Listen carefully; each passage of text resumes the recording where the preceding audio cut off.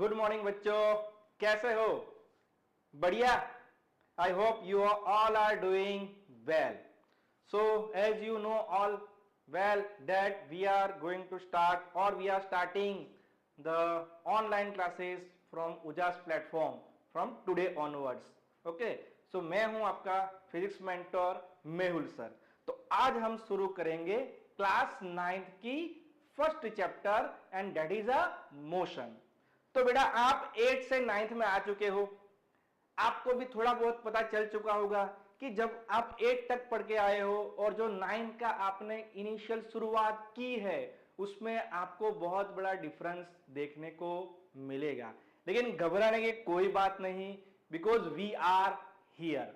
तो बेटा आपने देखा होगा कि जब आप 9 शुरू कर रहे हो तो थोड़ा फंडामेंटल्स और बढ़ जाएगा, आपको हर एक टॉपिक डिटेल्स में पढ़ने पड़ेंगे.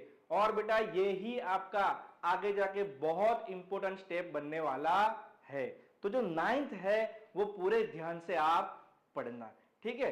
अब हम बात करते हैं हमारा जो फिजिक्स है 9th साइंस का 3 पार्ट है, फिजिक्स, केमिस्ट्री, बायोलॉजी. इसमें हम पढ़ेंगे पहले फिजिक्स. उसका जो पहला चैप्टर है मोशन. तो बेटा आपने मोशन के बारे में तो कई बार सुना होगा, ऐसा नहीं कि पहली बार आप सुन रहे हो कि भाई मोशन वर्ड्स हमने फर्स्ट टाइम 9th में आके सुना. आपने कई बार सुना the object is in motion, he is in motion, she is in motion. तो ये क्या है, इसके रिलेटेड क्या पढ़ना है, कितनी सारी बातें इन सब से जुड़ी हुई है, वो सारी बातें हम डिस्कस करेंगे इस चैप्टर 9th में. और बेटा बहुत ध्यान से पढ़ना क्योंकि यही चैप्टर वापस आपको मिलेगा 11th साइंस में. तो ये इसका फंडामेंटल है. तो आओ हम शुरू करेंगे चैप्टर मोशन. तो बेटा मोशन के बारे में जानने से पहले सबसे पहले हमें कुछ फिजिकल क्वांटिटीज के बारे में जानना चाहिए. तो ये फिजिकल क्वांटिटी क्या होती है? तो बेटा देखो, कुछ चीजें ऐसी होती है जिसको हम मेजर नहीं कर सकते और कुछ चीजें ऐसी होती है जिसको हम मेजर कर सकते हैं. जैसे कि अगर मैं आपको पूछूं ये जो स्टाइलस मेरे हाथ में है इसका मास कितना है, अगर हमें मेजर करना है तो क्या हम मेजर कर सकते हैं? Yes, we can measure. अगर मैं वापस पूछूं कि इसी स्टाइलस की लेंथ कितनी है तो क्या हम मेजर कर सकते हैं? यस, मेजर कर सकते हैं. क्या आप अपना मास मेजर कर सकते हो? यस, मेजर कर सकते हो. क्या आप टाइम मेजर कर सकते हो? मेजर कर सकते हो. लेकिन बेटा उसी वक्त आपको मैं ऐसा पूछूं, how much do you love your parents, आप अपने पेरेंट्स को कितना प्यार करते हो? बताओ बेटा. कोई ऐसा कहेगा 10 kg, कोई ऐसा कहेगा 10 kg, कोई नहीं कहेगा. कोई ऐसा कहेगा सर 100 मीटर. तो हम ऐसा कुछ डिफाइन कर नहीं सकते. अगर आपको पेट दर्द हो रहा है बेटा, आप डॉक्टर के पास जा रहे हो, क्या बोलोगे? सर हल्का हल्का दर्द हो रहा है या सर बहुत तेज दर्द हो रहा है. लेकिन आप कहोगे sir 10 newton of pain is happening to me. ऐसा हम बोल सकते हैं? नहीं बोल सकते. लेकिन उसी डॉक्टर को अगर आप फीवर के बारे में पूछोगे तो वो अपना बॉडी टेम्परेचर मेजर करेगा और बताएगा 100 डिग्री फ़ारेनहीट, 101 डिग्री फ़ारेनहीट. तो बेटा दोनों केसेस में आप देख सकते हो कि कुछ चीजें ऐसी है, कुछ फिजिकल, कुछ क्वांटिटीज ऐसी है जिसको आप मेजर कर सकते हो और वही क्वांटिटी को हम बोलेंगे फिजिकल क्वांटिटी. क्या बोलेंगे? Physical quantity. तो physical quantities are those quantity, physical quantities are those quantity which can be measured. वो ऐसी क्वांटिटी है जिसको आप मेजर कर सकते हो. एग्जाम्पल के तौर पे अगर हम देखें तो अगर हम मास को मेजर करना चाहे तो मेजर कर सकते हो, हम टाइम को मेजर करना चाहे तो मेजर कर सकते हैं, हम टेम्परेचर को मेजर करना चाहे तो हम मेजर कर सकते हैं. ऐसी बहुत सारी फोर्स है, स्पीड है, वेलोसिटी है, डिस्टेंस है, डिस्प्लेस है, बहुत सारी फिजिकल क्वांटिटी है, सारी हम पढ़ेंगे इस चैप्टर में. ठीक है, तो हम उस सभी को हम मेजर कर सकते हैं. तो वो क्वांटिटी को हम कहेंगे फिजिकल क्वांटिटी. और कुछ चीजें जैसे मैंने अगर पेन बोल दिया, जैसे हमने फीलिंग्स बोल दिया, जैसे हमने लव बोल दिया, तो उसको हम मेजर नहीं, उसका कोई माप नहीं होता, उसको हम मेजर कर सकते नहीं है, तो वो क्वांटिटी को हम फिजिकल क्वांटिटी नहीं कहेंगे। अब आगे हम देखेंगे बेटा, तो उसकी हमें दो तरह से हम उसे कैटेगराइज कर सकते हैं। एक है कि भाई उसका डिपेंडेंसी है कि नहीं है, और दूसरी है उसके मैग्नीट्यूड और डायरेक्शन के रिलेटेड। तो दो तरीके से उसको कैटेगराइज हम कर सकते हैं। तो पहली हम डिपेंडेंसी की अगर बात करें तो हम उसको फंडामेंटल फिजिकल क्वांटिटी,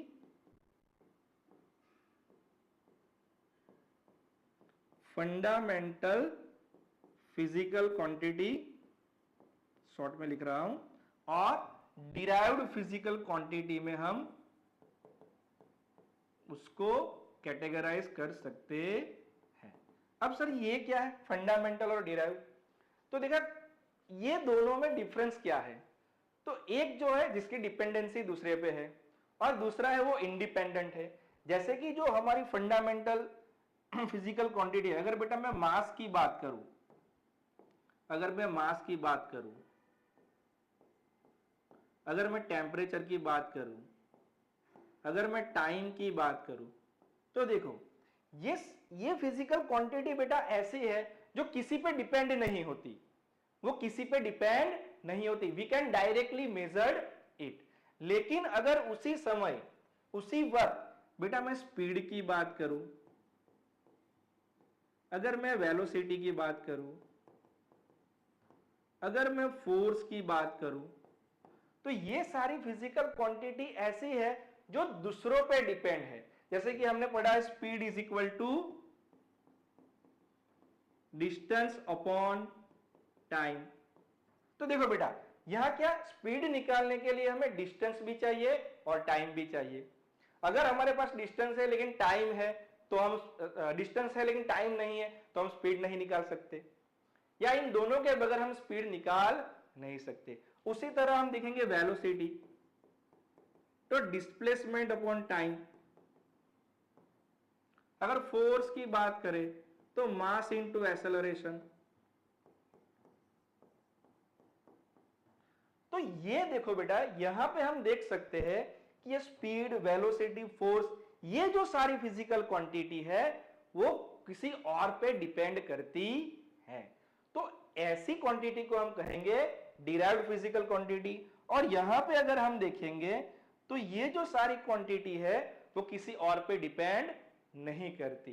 तो fundamental quantity are those quantity which does not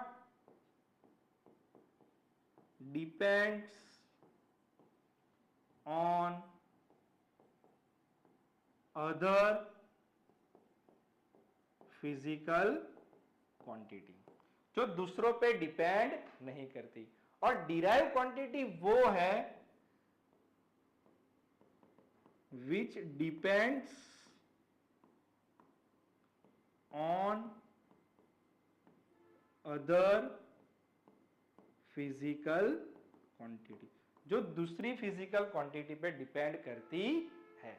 तो बेटा पहली कैटेगरी फिजिकल क्वांटिटी की ये है depend on dependency of other quantity. ठीक है, क्लियर है? कोई डाउट है इसके बारे में? Any doubt? क्लियर? ओके, चलो तो आगे हम दूसरी बात करते हैं। जो दूसरी कैटेगरीज है वो है बेटा कि कोई फिजिकल क्वांटिटी को हम कैसे डिफाइन करते हैं। सिर्फ उसके मैग्नीट्यूड से डिफाइन करेंगे या मैग्नीट्यूड के साथ साथ डायरेक्शन का भी हमें यूज करना पड़ेगा? तो बेटा कुछ फिजिकल क्वांटिटी ऐसी है जिसको हम कंप्लीटली सिर्फ और सिर्फ उसके मैग्नीट्यूड, मैग्नीट्यूड मतलब मान, उसके मैग्नीट्यूड से हम डिफाइन कर सकते हैं। वो क्वांटिटी को हम कहेंगे स्केलर क्वांटिटी। और कुछ क्वांटिटी बेटा ऐसी है जिसको हम सिर्फ मैग्नीट्यूड से डिफाइन नहीं कर सकते। अगर उसको डिफाइन करना है तो हमें मैग्नीट्यूड के साथ साथ उसकी डायरेक्शन भी इतनी ही जरूरी होती है। Without direction we can not define that quantity. तो वो क्वांटिटी को हम कहेंगे वेक्टर क्वांटिटी। ठीक है, तो scalar quantities are those quantities which can be completely specified by the magnitude. Example के तौर पे अगर हम देखें तो अगर हमें मास मेजर करना हो तो we can measure the mass. Say for example हमें कोई ऑब्जेक्ट दे दिया, हमने उसका मास निकाला तो बोला 10 kg. तो ये जो 10 kg है, ये जो 10 kg की हम बात कर रहे हैं, ये 10 kg उसका मैग्नीट्यूड है. kg तो यूनिट, ये 10 जो है वो एक वैल्यू है, मैग्नीट्यूड मतलब एक वैल्यू, एक मान. ठीक है, तो 10 kg उसका क्या है, मैग्नीट्यूड. अब मैं उसको किसी भी डायरेक्शन में मेजर करूं, मैं नॉर्थ साइड पे जाके मेजर करूं, मैं राइट साइड पे ऊपर जाके नीचे जाके नॉर्थ ईस्ट साउथ वेस्ट किसी भी डायरेक्शन में जाके मेजर करूं, वो मुझे क्या मिलेगा, 10 kg. क्या मिलेगा, 10 kg. आई बात समझ में बेटा, यस और नो. तो ये जो है क्वांटिटी जिसमें डायरेक्शन की कोई रिक्वायरमेंट है नहीं है. वैसे ही हम टेम्परेचर को मेजर करें, ठीक है, वैसे ही हम टाइम को मेजर करें, ठीक है, तो ये सारी जो फिजिकल क्वांटिटी है, और सारे डिस्टेंस भी आएगी, ठीक है, तो ये जो सारी क्वांटिटी है जिसमें डायरेक्शन की कोई रिक्वायरमेंट है नहीं, सिर्फ और सिर्फ उसकी मैग्नीट्यूड से बताई जाएगी. स्पीड जैसे हम बोल रहे हैं कि भाई ये कार है, उसकी स्पीड 100 किलोमीटर पर आवर है, उसको डायरेक्शन से कोई उसकी स्पीड हमें सिर्फ जाननी है. ऑन द अदर हैंड अगर कोई फिजिकल क्वांटिटी ऐसी है जिसको कंप्लीटली स्पेसिफाई करने के लिए हमें क्या चाहिए, मैग्नीट्यूड के साथ साथ डायरेक्शन भी चाहिए, मैग्नीट्यूड के साथ साथ डायरेक्शन भी चाहिए. विदाउट डायरेक्शन वो हम डिफाइन नहीं कर सकते. जैसे कि फोर्स हो गया, क्या हो गया, फोर्स. तो देखो बेटा, फोर्स से हम एक बात करते हैं कि हमें पता है, चलो हमें एक सिंपल एग्जांपल लेते हैं, हमारे घर का दरवाजा हमें ओपन करना है, तो हमें इतना पता है, से फॉर एग्जांपल कि वो 1 न्यूटन फोर्स से चलो ओपन हो जाता है. ठीक है, तो इतना पता है कि 1 न्यूटन फोर्स लगाना है, लेकिन वो 1 न्यूटन का फोर्स हम किसी भी डायरेक्शन में लगा सकते हैं, यस और नो, नहीं लगा सकते. अगर डोर को ओपन करने के लिए ये पर्टिकुलर डायरेक्शन है तो वो 1 न्यूटन का फोर्स हमें इसी डायरेक्शन में लगाना पड़ेगा. अगर हमने अपोजिट डायरेक्शन में फोर्स लगा लिया तो वो डोर ओपन होगा नहीं. तो देखो फोर्स क्या हुआ, हमें उसकी वैल्यू भी पता चले, हमने एग्जांपल के तौर पे लिया 1 न्यूटन, तो ये उसका मैग्नीट्यूड हो गया. क्या हो गया, मैग्नीट्यूड हो गया. लेकिन सिर्फ और सिर्फ मैग्नीट्यूड से काम नहीं चला, उसके साथ साथ उसकी डायरेक्शन की भी हमें जरूरत पड़ी. अगर कोई पर्टिकुलर डायरेक्शन में हम फोर्स नहीं लगाते हैं तो उसका कोई मतलब है नहीं, मतलब हमें जो रिजल्ट चाहिए वो मिलता नहीं. इसका मतलब कुछ क्वांटिटी ऐसी होती है जो मैग्नीट्यूड और डायरेक्शन दोनों पे डिपेंड करती है. और एग्जांपल हम ले तो डिस्प्लेसमेंट है, हम डिटेल में और भी सीखेंगे डिस्प्लेसमेंट के बारे में, ठीक है, वेलोसिटी है. तो ये जो सारी बेटा क्वांटिटी है, ये सारी क्वांटिटी है वेक्टर क्वांटिटी. क्या है, वेक्टर क्वांटिटी. ठीक है, और जब भी वेक्टर क्वांटिटी को रिप्रेजेंट करने की बात आती है बेटा, तो उसको जैसे मास को मेजर करना चाहते हैं तो उसका नोटेशन सिंपल हम m से रिप्रेजेंट करते हैं. ठीक है, टेम्परेचर को T से रिप्रेजेंट करते हैं, टाइम को स्मॉल t से रिप्रेजेंट करते हैं. लेकिन जब भी आप वेक्टर क्वांटिटी को रिप्रेजेंट करो, वेक्टर क्वांटिटी को रिप्रेजेंट करो तो उसके ऊपर वो वेक्टर दिखाना जरूरी होता है. जैसे फोर्स तो ऊपर एरो, मतलब वेक्टर के फॉर्म में उसको दिखाना. डिस्प्लेसमेंट को हम s से डिफाइन करते हैं तो हम ऐसे दिखाएंगे, वेलोसिटी को v से डिफाइन करते हैं तो हम ऐसे डिफाइन करते. ठीक है, तो ये बात बेटा बहुत ध्यान रखना कि जब भी आप वेक्टर क्वांटिटी को रिप्रेजेंट करोगे तो आपको इस तरह रिप्रेजेंट करना जरूरी है. शायद 9th में चल जाए लेकिन हमें चलाना नहीं है. कई बार स्कूल में हमने नहीं भी लिखा तो हमें मार्क्स मिल जाते हैं, लेकिन हमें चलाना नहीं है, उसको वेक्टर के फॉर्म में ही हमें दिखाना है. क्लियर बेटा, आई बात समझ में कि स्केलर और वेक्टर में क्या फर्क होता है। तो सारी क्वांटिटी आपको पता होनी चाहिए कि जो फिजिकल क्वांटिटी हम पढ़ रहे हैं वो कौन सी है, स्केलर है या वेक्टर है, स्केलर है या वेक्टर है। ठीक है, तो जैसे जैसे क्वांटिटी हम सीखते जाएंगे मैं आपको बताता जाऊंगा कि भाई ये स्केलर है या वेक्टर है, और क्यों स्केलर है और क्यों वेक्टर है वो भी हम प्रूफ के साथ बेटा पढ़ेंगे। ठीक है, क्लियर। तो ये बात हुई बेटा फिजिकल क्वांटिटी के बारे में। तो हमने अब तक दो बातें सीखी भाई, दो तरीके से उसको कैटेगराइज किया करता है, एक उसकी डिपेंडेंसी पे और एक उसकी मैग्नीट्यूड और डायरेक्शन। ठीक है, चलो आगे बढ़े नेक्स्ट पे। ओके, तो अब हम आते हैं हमारा जो चैप्टर है मोशन, उसके रिलेटेड हम बात करते हैं। तो सबसे पहले हमें मोशन की डेफिनेशन जाननी है कि अगर कोई ऑब्जेक्ट मोशन में है तो हम क्या कैसी ऐसी कौन सी चीज है जिससे हम कह सकते हैं कि वो ऑब्जेक्ट या तो रेस्ट पे है या तो वो मोशन पे है, या तो रेस्ट पे है या तो मोशन पे है। अगर मैं आपको पूछूं कि भाई आपके घर के सामने, आप घर पे बैठे हो आराम से, बाहर व्यू का एंजॉय कर रहे हो, और आपके घर के बिल्कुल सामने और एक घर है, दूसरी ओर बड़ा तालाब है जहां पे सारे उसकी कंपाउंडिंग बाउंड्री पे सारे पेड़ है। अगर मैं आपको पूछूं कि भाई वो घर है उसकी पोजीशन क्या है, तो आप बोलोगे सर वो रेस्ट पे है। वो जो सारे पेड़ है उसकी पोजीशन क्या है, तो आप बोलोगे सर वो रेस्ट पे है। लेकिन उसी तालाब के ट्रैक पे, बाउंड्री पे अगर कोई वॉकिंग कर रहा है और अगर मैं आपको पूछूं तो आप बोलोगे सर वो मोशन में है, तो वो मोशन में है। तो आओ बेटा उसको हम और डिटेल में अच्छी तरह से पढ़ेंगे कि भाई रेस्ट क्या होता है और मोशन क्या होता है। तो सबसे पहले बात करते हैं रेस्ट की।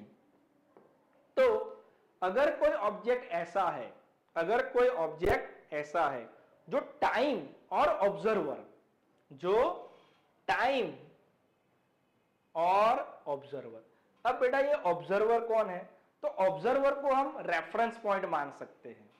क्या मान सकते हैं, रेफरेंस पॉइंट। क्या कह सकते हैं, अब ये रेफरेंस पॉइंट क्या होता है, तो reference point is a fixed point.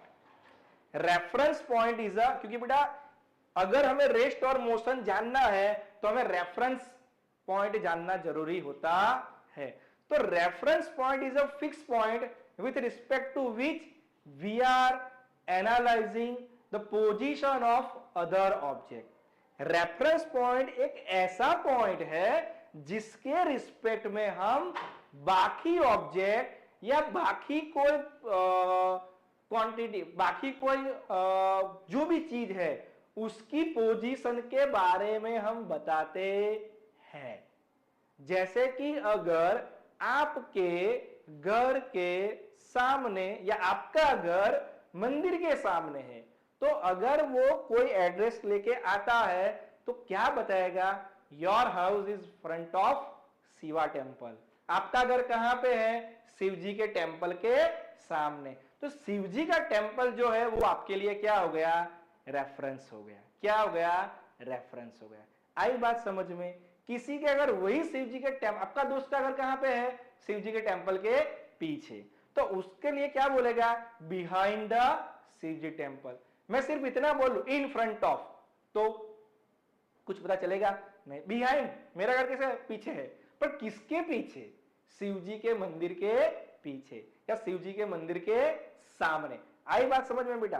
तो रेफरेंस पॉइंट वो पॉइंट होता है जिसके रिस्पेक्ट में आप दूसरे ऑब्जेक्ट की पोजीशन डिफाइंड करते हो। आई बात समझ में बेटा, यस और नो, यस और नो। तो आई बात समझ में, यस। तो हम आगे बढ़ते हैं बेटा। अब हम बात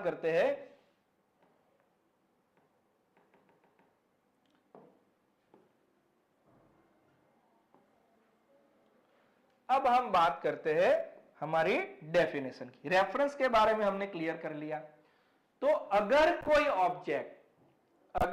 ऑब्जेक्ट टाइम और रेफरेंस या ऑब्जर्वर के रिस्पेक्ट में अपनी पोजीशन चेंज कर रहा है, अपनी पोजीशन चेंज कर रहा है या नहीं चेंज कर रहा है, वो दोनों बातें देखनी है। अगर वो अपनी पोजीशन चेंज नहीं कर रहा है, when position of an object does not change with respect to time and observer, अगर वो ऑब्जर्वर और टाइम दोनों के रिस्पेक्ट में अपनी पोजीशन चेंज नहीं कर रहा है, से फॉर एग्जाम्पल, चलो अगर कोई लड़का रास्ते पे खड़ा है, आप अपने घर पे बैठ के उसको देख रहे हो, ठीक है, आप अपने घर से उसको देख रहे हो, तो आपने देखा कि वो वहां खड़ा था, 1 मिनट के बाद देखा तब भी वो वहां खड़ा था, दूसरी मिनट के बाद देखा तब भी वो वहां खड़ा था, 5 मिनट के बाद देखा, आधा घंटे के बाद देखा तब भी वो वहां खड़ा था। तो देखो बेटा, टाइम चलता गया लेकिन उसने अपनी पोजीशन चेंज नहीं की। आप उसको देख रहे थे, आप कौन है? ऑब्जर्वर। कौन है? Reference point. Are you getting my point? आप कौन है? Observer, reference point. और दूसरा क्या देखना है? टाइम। टाइम चलता गया लेकिन वो बंदा वहां का वहां ही खड़ा है। तो ऐसे जो ऑब्जेक्ट है उसको हम क्या कहेंगे? Object is on rest. When the position of an object does not change with respect to time and observer, object is said to be in rest. Object is said to be in rest. Clear beta? On the other hand side, अगर कोई लड़का, उसी लड़के को आप देख रहे हो, चलो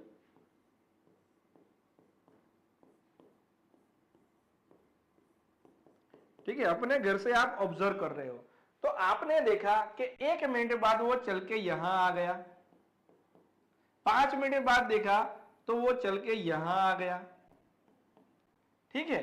तो यहां पे आप देख रहे हो बेटा, यहां पे आप देख रहे हो कि टाइम के साथ वो अपनी पोजीशन बदल रहा था। पहले यहां था, फिर वो यहां पहुंचा, 5 मिनट के बाद वो यहां पहुंचा। Are you getting my point और नॉट? क्लियर और नॉट?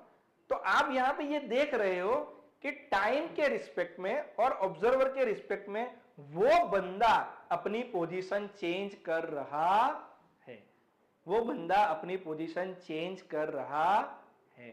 क्लियर और नॉट? तो उसी को बोलेंगे object in motion. When position of an object changes with respect to time and observer, the object is said to be in motion.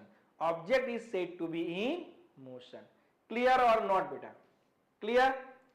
क्या rest है, क्या मोशन में है, क्या रेस्ट में है, क्या मोशन में है। अगर आप अपने घर के सामने आराम से बैठे हो और आप देख रहे हो कि सामने वाला शिव जी का जो टेम्पल है वो वही का वही है। सर मैं बचपन में जब से देखना शुरू किया तब से आज मैं 9th में आ गया, तब से वो शिव जी का टेम्पल वही का वही है। तो वो ऑब्जेक्ट एट रेस्ट है। लेकिन उसी के सामने गुजरने वाले रास्ते से अगर कोई कार जा रही है, कोई बस जा रही है, कोई बाइक जा रही है, तो you are observing that with respect to time and observer these vehicles are changing its position. वो अपनी पोजीशन चेंज कर रहे हैं। तो वो जो ऑब्जेक्ट है they are in motion, they are in motion. हुई बात बेटा क्लियर?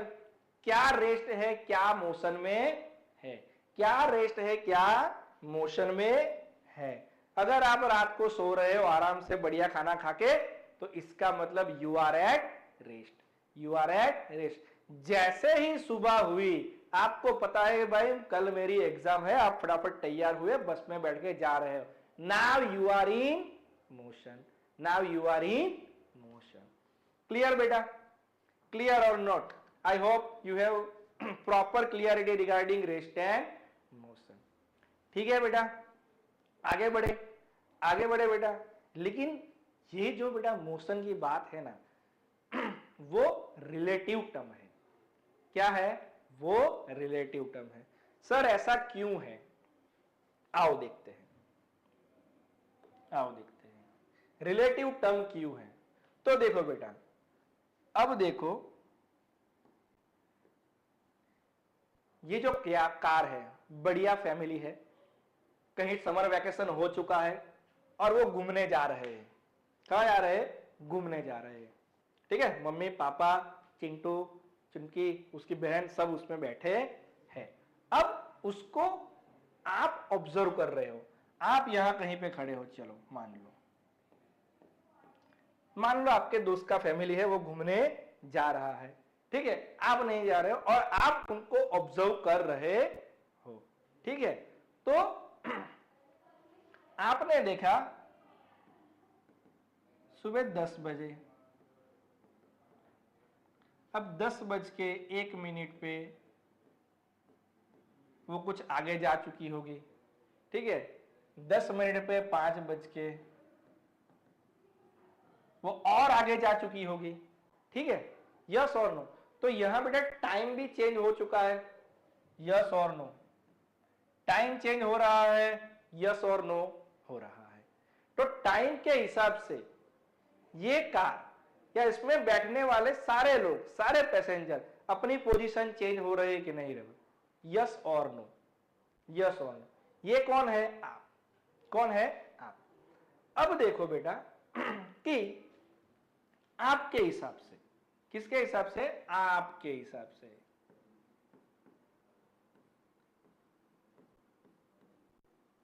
ठीक है, किसके हिसाब से? आपके हिसाब से। दे आर इन मोशन और नॉट? बताओ, दे आर इन मोशन और नॉट? दे आर मूविंग और नॉट? वो मोशन में है कि नहीं है? यस और नो? यस और नो बताओ बेटा, कमेंट करके बताओ, यस और नो? है मोशन में? यस। लेकिन आपके हिसाब से आपका दोस्त मोशन में है या आपके दोस्त का फैमिली मोशन में है, लेकिन आपका जो ये दोस्त है, आपका जो ये दोस्त है, ये कौन है? आपका दोस्त।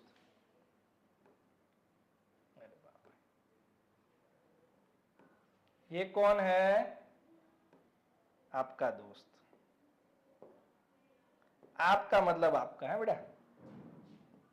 ये कौन है? आपका दोस्त।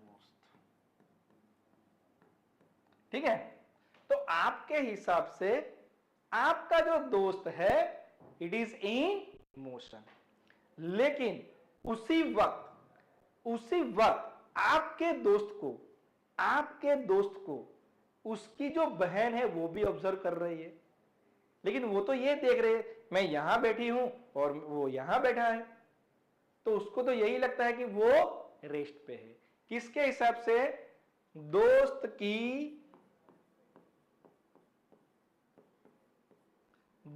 की बहन। उसके हिसाब से अगर हम देखें तो वो जो आपका दोस्त है वो कैसा है?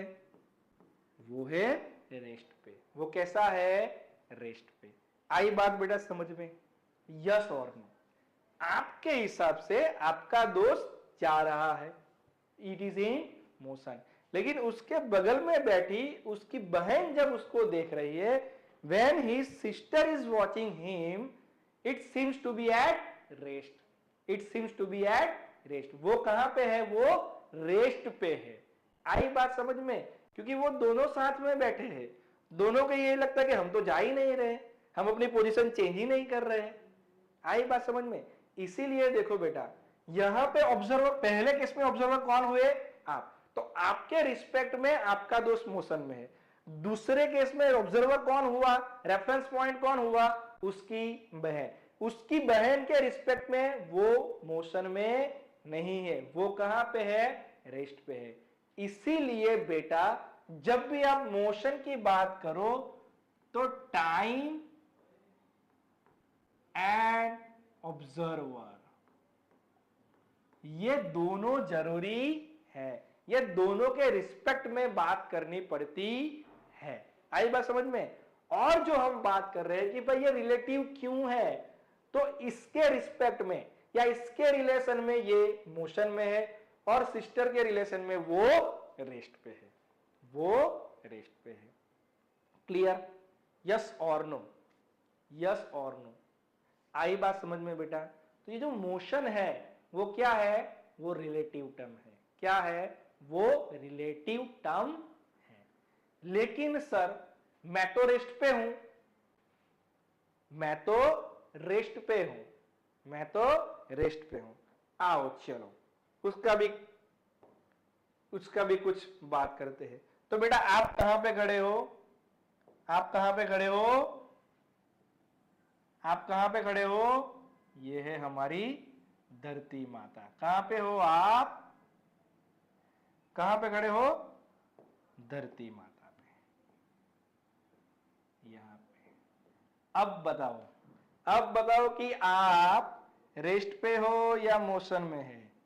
क्योंकि अगर हम देखें तो ये है सन, और जो ये हमारी धरती माता है, जो अर्थ पे हम बैठे हैं, वो क्या घूमती है कि नहीं घूमती?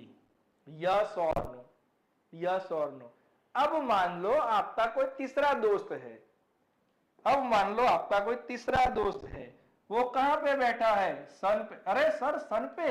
हाँ, मान लो भगवान ने उसको वरदान दे दिया और वो बैठ सकता है। समझने के लिए एग्जांपल लेते हैं।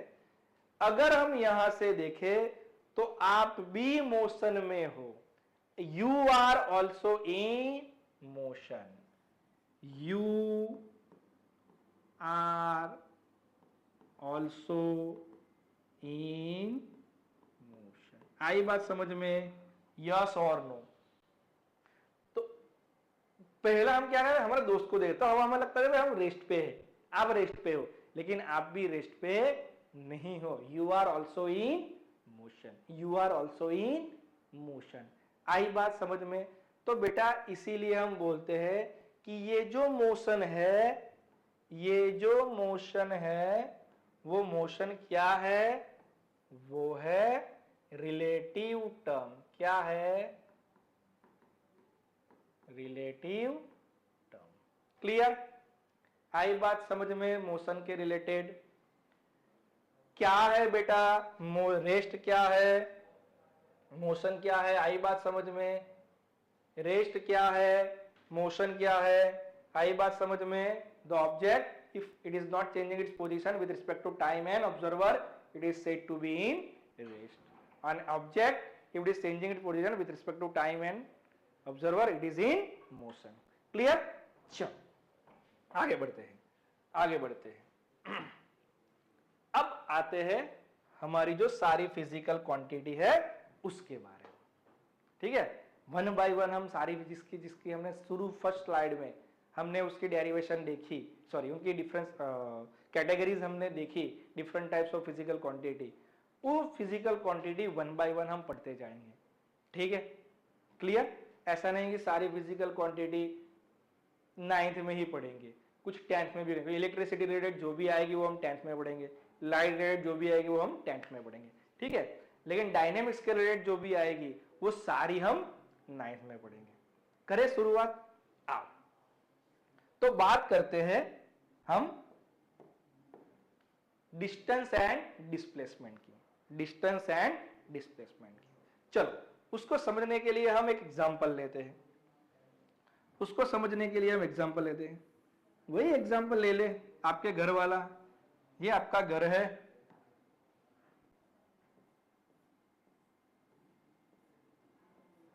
ठीक है? और आपके घर के बिल्कुल सामने, आपके घर के बिल्कुल सामने क्या है? शिव जी का टेम्पल है। क्या है? शिव जी का टेम्पल है। ठीक है? अब आप टेम्पल में जाना चाहते हो, आप मंदिर जाना चाहते हो, आप मंदिर जाना चाहते हो। ठीक है? तो आपके पास बहुत सारे ऑप्शन है मंदिर पे जाने के लिए, लेकिन आपने क्या किया? कुछ इस तरफ चले, कुछ इस तरफ चले और फिर मंदिर पहुंचे। तो आपका रास्ता ये हुआ, आपका रास्ता ये हुआ। मान लो आप 10 मीटर यहां चले, फिर 50 मीटर यहां पे चले और वापस 10 मीटर यहां पे चले। ठीक है? और एक्चुअल में अगर आप सीधा चले जाते, आपके पास ये भी एक रास्ता था, ये भी एक रास्ता था जो मान लो से फॉर एग्जाम्पल सीधा 50 मीटर का था, ठीक है, सीधा 50 मीटर का, ठीक है। तो ये एक्चुअल डिस्टेंस है। अब देखो बेटा, आप कहां से निकले? घर से। कहां से निकले? घर से। पहुंचे कहां पे? शिव जी के टेम्पल पे। तो एक्चुअल में आप कितना चले? एक्चुअल में आप कितना चले? तो 10 प्लस 50 प्लस 10 कितना हो गया?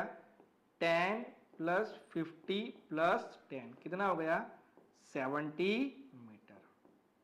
लेकिन आप इतना चले, एक्चुअल पाथ आपने कितना कवर किया? तो आपने 70 मीटर का पाथ कवर किया। लेकिन रियल में आपके घर से शिव जी का टेम्पल कितना दूर है? 50 मीटर पे। कितना दूर है? 50 मीटर पे। अगर कोई देखने वाला आपको देखे तो आप पहले कहां थे? घर पे। अब कहां पे है? शिव जी के टेम्पल पे। तो उसको क्या लगेगा कि आप 50 मीटर अपने घर से शिव जी के टेम्पल के पास पहुंचे। लेकिन आप रियल में कितना चले हैं? आप रियल में 70 मीटर चले हैं। आई बात समझ में? तो एक्चुअल पाथ जो आपने कवर किया है, कितना कवर किया है? 70 मीटर का। वो कहलाया जाएगा डिस्टेंस। क्या कहलाया जाएगा? Distance. Actual path covered by an object और actual path covered by a body, तो उसी को हम बोलेंगे डिस्टेंस। उसी को हम बोलेंगे डिस्टेंस। और जब कोई ऑब्जेक्ट की इनिशियल और फाइनल पोजीशन के बीच का शॉर्टेस्ट मेजर करे, आपकी इनिशियल पोजीशन कौन सी थी? होम। फाइनल पोजीशन कौन सी है? टेम्पल। उसके बीच में शॉर्टेस्ट मेजर कौन सी है? ये 50 मीटर वाली। कौन सी है? ये 50 मीटर वाली। उसी को हम बोलेंगे डिस्प्लेसमेंट। क्या बोलेंगे? डिस्प्लेसमेंट। आई बात समझ में? तो डिस्टेंस क्या होता है? Actual path covered by an object. आपका घर शॉर्टकट जिसे हम बोलते हैं, आपके घर के बिल्कुल सीधी लाइन खींची जाए, आपके घर से टेम्पल की सीधी लाइन खींची जाए, तो वो कितना आता है? 50 मीटर। कितना आता है? 50 मीटर। लेकिन आप कोई और रास्ते से चल के गए, आप कोई और रास्ते से चल के गए, तो आपने कितना डिस्टेंस कवर किया? आपने डिस्टेंस कवर किया पूरा 70 मीटर का। कितना कवर किया? 70 मीटर का। लेकिन आपकी इनिशियल और फाइनल पोजीशन के बीच में शॉर्टेस्ट मेजर कौन सा है? 50 मीटर। तो वो कहलाएगा आपका डिस्प्लेसमेंट। आई बात समझ में? तो distance actual path covered by an object, it is called distance, and shortest measure between initial and final position. आपका दोस्त भी अगर, या आपका भाई, चलो आपका भाई भी अपने घर से निकल के कुछ ऐसे ऐसे ऐसे ऐसे ऐसे ऐसे ऐसे ऐसे घूम के मंदिर जा रहा है, ठीक है, ये उसने बड़ा रास्ता ले लिया, तो ये जो पाथ बना, ये पाथ का अगर मैं मेजरमेंट करूं, ये पाथ का अगर मैं मेजरमेंट करूं, तो वो मेरा आएगा डिस्टेंस। क्या आएगा? डिस्टेंस। लेकिन उसी का डिस्प्लेसमेंट क्या आएगा? उसी का डिस्प्लेसमेंट क्या आएगा? फ्रॉम, इसकी भी इनिशियल पोजीशन यहां थी, इसकी भी फाइनल पोजीशन यहां है, तो उसका भी क्या आएगा? 50 मीटर। क्या आएगा? 50 मीटर। आई बात समझ में? यस और नो? यस और नो? क्लियर? क्लियर बेटा डिस्टेंस और डिस्प्लेसमेंट के बारे में, डेफिनेशन में? ठीक है, चलो आगे बढ़ते हैं और थोड़ी बातें जानते हैं कि कैसे हम मेजर करते हैं। मैं आपको 3 केस देता हूं कि कोई ऑब्जेक्ट है, वो यहां से यहां गया, मान लो 4 मीटर, और वहां से यहां गया, मान लो 3 मीटर। चलो नाम देते हैं ए, बी और सी। और दूसरा केस है, वो ऑब्जेक्ट यहां से यहां गया, वो भी 4 मीटर है, एंड यहां से यहां गया, वो है 3 मीटर। ठीक है, दोनों केस में अगर हम डिस्टेंस और डिस्प्लेसमेंट निकाला, चलो यहां निकालते हैं डिस्टेंस और डिस्प्लेसमेंट। अब आप बताओ कि डिस्टेंस क्या है और डिस्प्लेसमेंट क्या है। बेटा किसी भी चीज में अगर डिस्टेंस डिस्प्लेसमेंट निकालना है, सिर्फ उसकी डेफिनेशन याद रखो। डिस्टेंस क्या है? Actual path covered by an object. तो ऑब्जेक्ट पहले ए पे था, यहां से कहां गया? ए बी, तो ए बी। फिर कहां गया? बी टू सी, तो बी सी। अब ए बी का कितना डिस्टेंस कवर किया? 4 metre, B C 3 metre. Answer क्या आया? 7 मीटर। आई बात समझ में? यस और नो? यस और नो? क्लियर? क्लियर और नॉट? अब डिस्प्लेसमेंट क्या है? The shortest measure between initial and final position. तो ये इसकी इनिशियल पोजीशन थी, ये इसकी फाइनल। अगर उसमें हम शॉर्टेस्ट मेजर करना मतलब सीधी लाइन खींचना, इनिशियल पोजीशन फाइनल पोजीशन में सीधी लाइन खींच लो, वो ही सबसे शॉर्टेस्ट मेजर आएगा। उसके अलावा कोई शॉर्टेस्ट मेजर आता नहीं है। इनिशियल पॉइंट पकड़ो, फाइनल पॉइंट पकड़ो, सीधी लाइन खींच लो। तो अगर मैं यहां इनिशियल पॉइंट ये पकड़ता हूं और फाइनल पॉइंट ये पकड़ता हूं, सीधी लाइन खींच लेता हूं, तब भी मेरा आंसर क्या आएगा?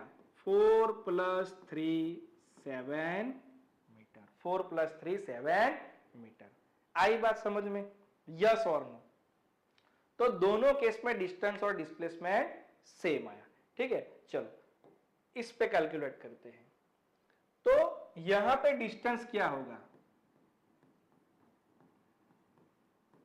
और डिस्प्लेसमेंट क्या होगा? ठीक है, तो डिस्टेंस मतलब actual path covered by an object. तो एक्चुअल पाथ कौन सा कवर किया? A to B, B to C, वापस A B plus B C. तो 4 + 3 7 मीटर, 7 मीटर। क्लियर? और displacement shortest measure between initial and final position. ये इसकी initial position है, ये इसकी फाइनल पोजीशन है। दोनों को पकड़ो, सीधी लाइन खींचो। तो अगर मैं सीधी लाइन खींचूं तो ये हो जाएगी, तो ये हो गया उसका डिस्प्लेसमेंट। अब उसको कैसे निकालेंगे सर? वो तो वैल्यू दी नहीं है। तो पाइथागोरस, अगर आपको नहीं, हमें पता है 3 4 पाइथागोरस ट्रिपलेट में कौन आता है? 3 4 के साथ 5 आता है। तो ये कितना हो जाएगा? 5 मीटर। अगर पाइथागोरस ट्रिपलेट्स नहीं मालूम है तो बेटा पाइथागोरस थ्योरम लगा लो, ab² + bc² = ac², तब भी आपको मिल जाएगा अगर डिस्टेंस नहीं दिया है। तो यहां पे डिस्प्लेसमेंट क्या होगा बेटा? a टू c, मतलब 5 मीटर, 5 मीटर। तो ये है shortest measure between initial and final position, initial and final position. आई बात समझ में? यस और नो? तो देखो बेटा यहां पे 2 ट्रैक पे चला, 2 ट्रैक की लेंथ सेम है, फिर भी डिस्प्लेसमेंट आया 7 मीटर और यहां पे आया 5 मीटर। तो इसका रहस्य क्या है? उससे हमें क्या पता चलता है? उससे रिलेटेड और कितनी बातें हैं? वो बहुत सारी बातें बेटा जाननी है, लेकिन आज के लिए मैं यहीं स्टॉप करता हूं। यहीं से वापस शुरू करेंगे, थोड़ा रिवाइज करेंगे और डिस्टेंस और डिस्प्लेसमेंट के बारे में और बहुत सारी बातें जाननी है। वो सारी बातें जानेंगे और फिर उसका न्यूमेरिकल करेंगे। हमें इसके रिलेटेड एक मन में एक शंका भी छोड़नी नहीं है, 0 डाउट के साथ हम आगे बढ़ेंगे। लेकिन आज के लिए इतना ही बेटा, नेक्स्ट लेक्चर में मिलेंगे। Till then take care, goodbye, thank you बेटा।